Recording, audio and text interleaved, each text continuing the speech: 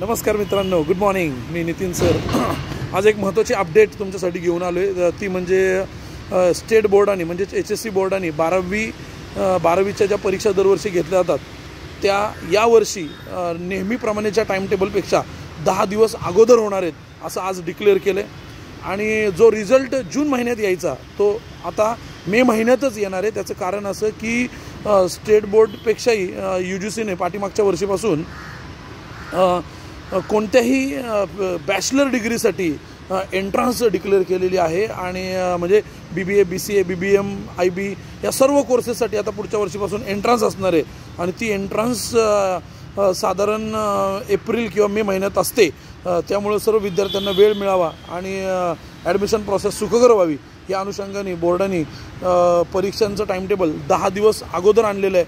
तरी सर्व मुलांना एकच विनंती की सर्वांनी जोरदार अभ्यासाची तयारी सुरू करा, कारण आता तुमचे 10 दिवस तुमच्या टाईमटेबलमधले कमी झालेले आहेत. बरोबर आहे. थँक्यू. तुम्हाला कधीही कोणत्याही प्रकारची 12वीच्या परीक्षेची हेल्प लागली तर मी स्वतः नितीन सर आणि प्राची मॅडम आम्ही सदैव तत्पर आहोत.